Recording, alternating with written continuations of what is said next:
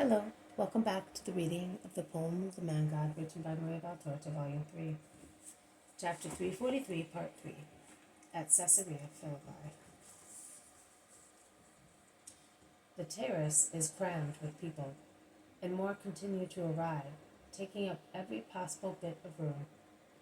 Jesus is surrounded by children who look at him ecstatically with their large innocent eyes. His back is turned to the table and he smiles at the children, even when talking of the important subject. He seems to be reading on their innocent faces the words of the requested truth.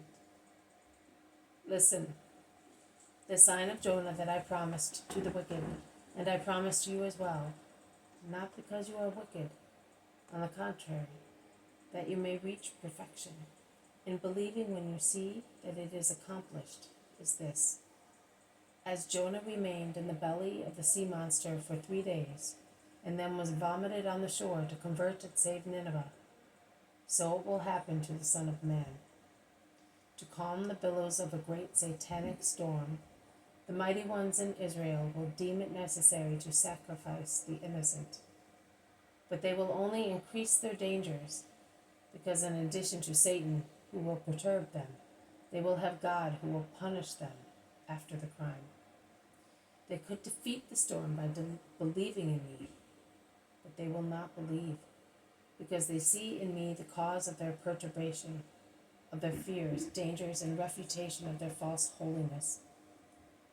But when the hour comes, the insatiable monster, that is, the bowels of the earth, which swallow every man who dies, will open up to give the light back to the world that denied it. But as Jonah was a sign of the power and mercy of the Lord for the people of Nineveh, so the Son of Man will be the sign for this generation, with the difference that Nineveh was converted, whereas Jerusalem will not be converted, because it is full of the wicked generation of which I spoke.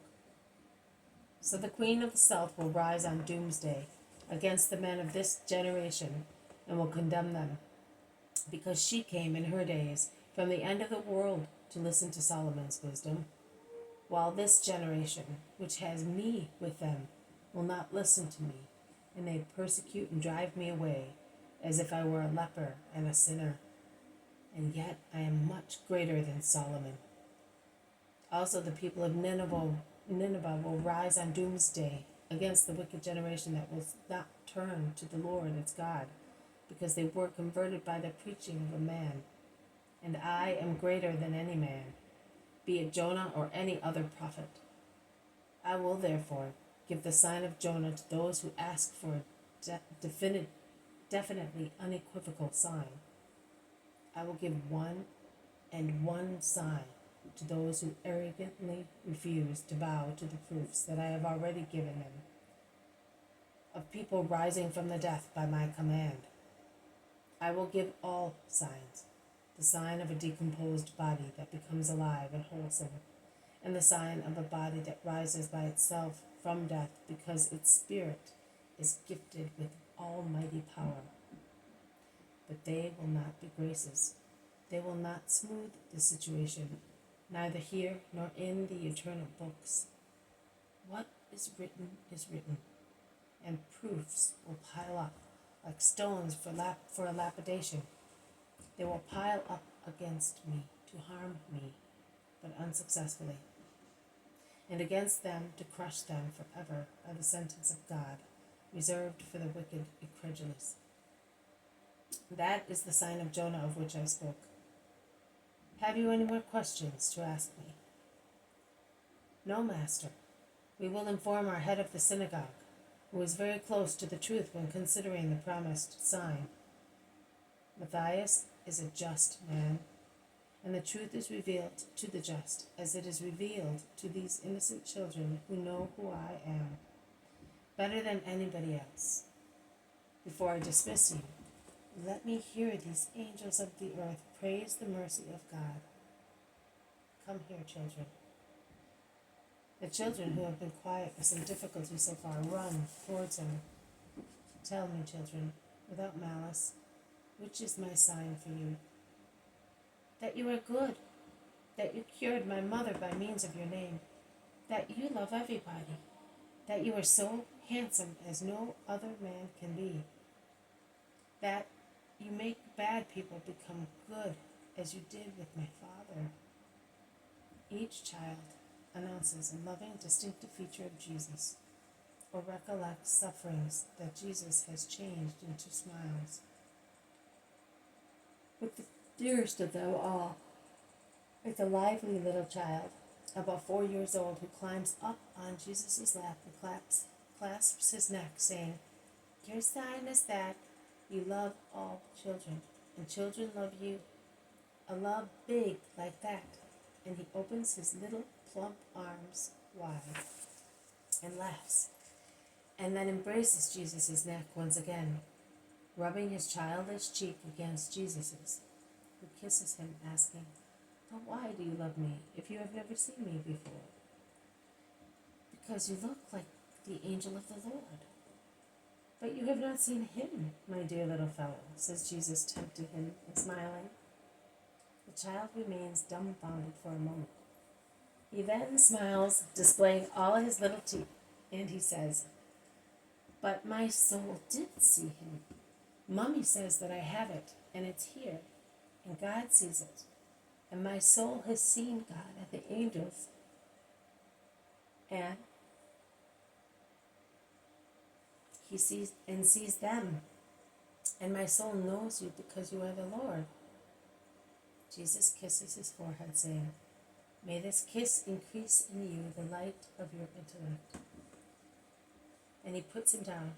The child runs to his father, holding a hand on his forehead where it was kissed, and he shouts, "To Mommy! To Mommy!" so that she may kiss here where the Lord kissed, and her voice will come back to her, and she will not weep anymore. They explained to Jesus that the child's mother suffers from throat trouble, and she was very anxious to receive a miracle, but the disciples were unable to cure her disease, as it was too deep and untouchable. The youngest disciple, her little boy, will cure her. "Go in peace, man, and have faith, like your son," he says, dismissing the child's father. He then kisses the other children who are anxious to have the same kiss on their foreheads, and he dismisses the citizens. Only his disciples, the people from Kadesh, and the other places remain with him. While waiting for the meal to be served, Jesus organizes the departure of the following day of all the disciples, who will precede him to Capernaum, where they will join the others who will have gone there from other places.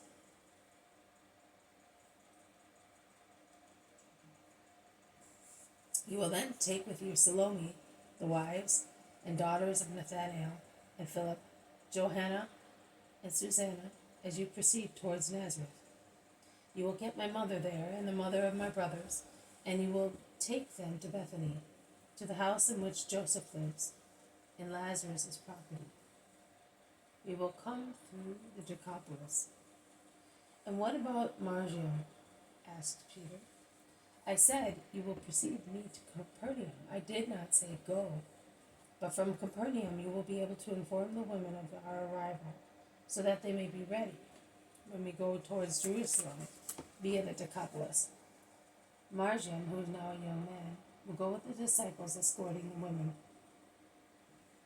"The fact is that I wanted to take also my wife, poor woman, to Jerusalem. She has always wanted to go, but she never came because I did not want any trouble. But I would like to make her happy this year. She's so good." "Of course, Simon. That is another reason for sending Margium with her. We shall travel very slowly, and we shall all meet there." The old landlord says, "Such a short time with me? Father, I have still so much to do. I want to be in Jerusalem."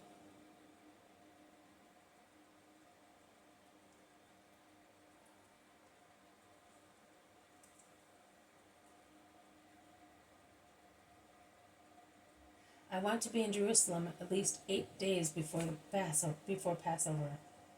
Remember that the first phase of the moon of Adar is already over. That is true, but I longed so much for you.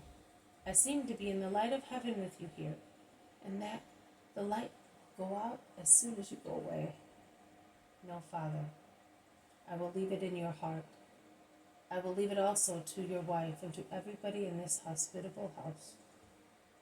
They sit at the tables, and Jesus offers and blesses the food, which a servant passes to the various tables. This has been a reading from the poem of the Man God, written by Maria Valtorta, Volume 3, Chapter 343, Part 3, at Caesarea Philippi. Thank you for listening. I will see you tomorrow. May God bless you, and may peace be with you.